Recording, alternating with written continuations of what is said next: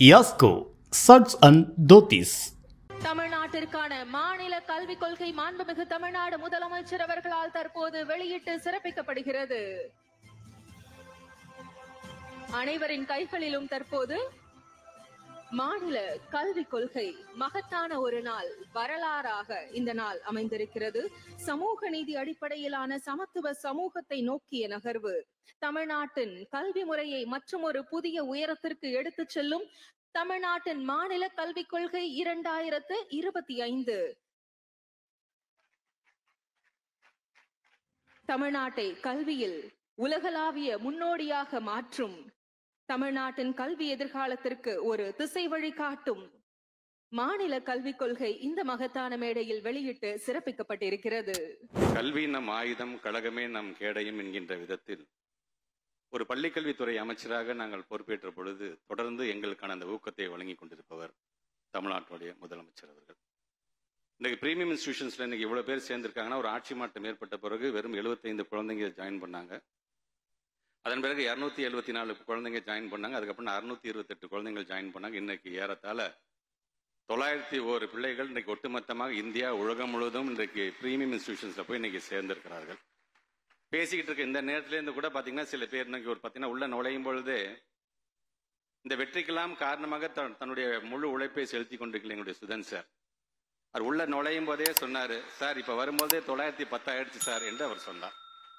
ஏன்னா ஒவ்வொரு மாவட்டத்துக்கும் ஒவ்வொரு விதத்தில் நாங்கள் இன்ஸ்பெக்ஷன் போகும்போது இந்த மாடல் ஸ்கூலை நாங்கள் போய் பார்க்கும் பொழுதெல்லாம் எந்த அளவுக்கு ஒரு டெடிக்கேட்டடாக ஒரு ஆபீசர் வேலை பார்க்கிறார் அப்படிங்கிறதுக்கு ஒரு உதாரணமாக நம்முடைய சுதன் சார் நம்ம சொல்லுவோம். நாங்கள் இந்த பிள்ளைங்களா பழகிறதுலேருந்து அந்த பிள்ளைங்களுக்கு என்ன தேவை என்று சொல்லும்போது அங்கே ஏதாச்சும் ஒரு இன்சிடென்ட் நடந்துருச்சுன்னா அதை தன்னுடைய வீட்டில் நடந்த மாதிரி உடனடியாக போய் அதை அட்டன் பண்றதுலேருந்து பார்த்தீங்கன்னா தொடர்ந்து அதை செய்து கொண்டு, அதனால இன்னைக்கு ரிசல்ட் இப்படி கொடுக்குறோம்.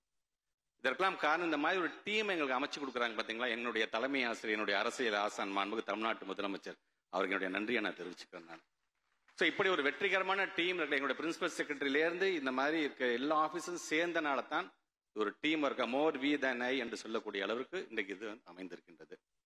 குறிப்பாக இன்றைக்கு இன்னும் வரலாற்று சிறப்புமிக்க ஒரு நாள் என்று சொன்னா, இன்றைக்கு தேசிய கல்விக் கொள்கை 2020 அப்படின்னு ஒண்ணு வெளியிட்டாங்க.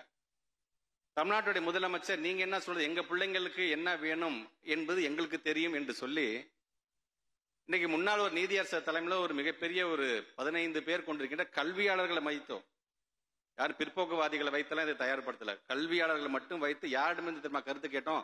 மாணவர்களிடம் கருத்து கேட்டிருக்கிறோம், பெற்றோர்களிடம் கருத்து கேட்டிருக்கின்றோம், ஆசிரியர் பெருமக்களிடம் கருத்து கேட்டோம். பல கல்வியாளர்களிடம் கருத்துக்களை கேட்டு அதன் மூலமாக இன்னைக்கு ஸ்டேட் எஜுகேஷன் பாலிசியை உருவாக்கி இருக்கிறோம் என்று சொன்னால் அதுக்கு முதல் காரணமாக இருக்கின்ற தமிழ்நாட்டு முதலமைச்சருக்கு என்னுடைய நன்றிகளை நான் தெரிவித்துக் கொள்கின்றேன். தந்தை பெரியார் அவர்கள் சொல்வார்கள், முற்போக்கு சிந்தனையும் அக்கறையும் வளர வளர புரட்சிகள் நடந்து கொண்டேதான் இருக்கும் என்று சொல்வார்கள். அப்படி அந்த முற்போக்கு சிந்தனையோடு இன்றைக்கு பல விதமான திட்டங்களை நம்முடைய பள்ளிக்கல்வித்துறை சார்பாக அங்கே செஞ்சுட்டு இருக்கும் பொழுது அது சார்ந்து மாணவ செல்வங்கள் மீது அக்கறை நம்முடைய மாண்பு தமிழ்நாட்டு முதலமைச்சர் செலுத்தும் பொழுது இது போன்ற கல்வி புரட்சிகள் நடந்துகிட்டே தான் இருக்கும். அப்படிப்பட்ட ஒரு கல்வி புரட்சி நாளாகத்தான் இந்த நாளையும் நாங்கள் பார்த்து கொண்டிருக்கின்றோம். விதியை நம்பி மதியை இழந்து பகுத்தறிவற்று வாழ்வது மிக மிக கேடு என்று பேரறிஞர் அண்ணா அவர்கள் சொல்வார்கள். அதுபோன்ற விதியாக இருக்கக்கூடிய தேசிய கல்விக் கொள்கை எங்களுக்கு வேணாம், மதியாக இருக்கின்ற எங்களுடைய ஸ்டேட் எஜுகேஷன் பாலிசி தான் எங்களுக்கு வேணும் என்கிற அளவுக்கு இன்னைக்கு அதை வெளியிட இருக்கிறார் தமிழ்நாட்டுடைய முதலமைச்சர் அவர்கள். இப்படி தொடர்ந்து நம்முடைய மாணவ செல்வங்கள் ஒவ்வொருவரும் ஒவ்வொரு பேக்ரவுண்ட்ல கஷ்டப்பட்டு படிச்சுட்டு வந்திருக்கிறீங்க.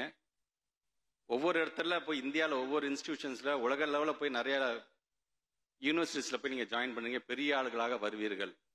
வரும்பொழுது எவ்வளவு உயரத்துக்கு போனாலும் சரி ஒன்னே ஒன்று வைக்கிற வேண்டுகோள் ஒன்னே ஒன்று. எத்தனையோ ஆட்சி மாற்றம், எத்தனையோ முதலமைச்சர் பார்த்திருப்பீங்க.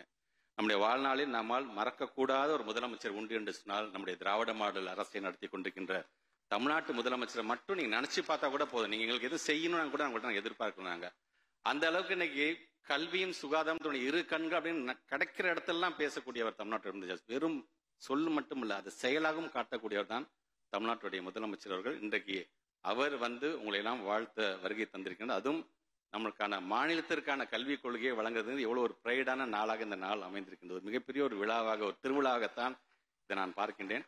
அதற்கு காரணமாக இருந்த, அதை தயாரிப்பதற்கு காரணமாக இருந்த ஒவ்வொரு கல்வியாளர்களுக்கும், எங்களுடைய துறையை சார்ந்திருக்கின்ற ஒவ்வொருவருக்கும் இந்த நேரத்தினுடைய நன்றிகளை நான் தெரிவித்துக் கொண்டு வருகை தந்திருக்கிற மாணவ செல்வங்கள், உங்களுடைய வாழ்க்கையில் நீங்கள் என்னென்னலாம் கனவு காண்கிறீர்களோ அந்த உச்சத்தை அடைவதற்கு என்னுடைய வாழ்த்துக்களையும் பாராட்டுகளையும் தெரிவித்து மீண்டும் ஒரு முறை நம்முடைய தமிழ்நாட்டுடைய முதலமைச்சர் அவர்களையும் துணை முதலமைச்சர்களையும் நம் அனைவரின் சார்பாக வருக வருக வருக என்று வரவேற்று இந்த உரையை நிறைவு செய்கிறேன். நன்றி, வணக்கம். யாஸ்கோ சட்ஸ் அண்ட் தோத்திஸ்.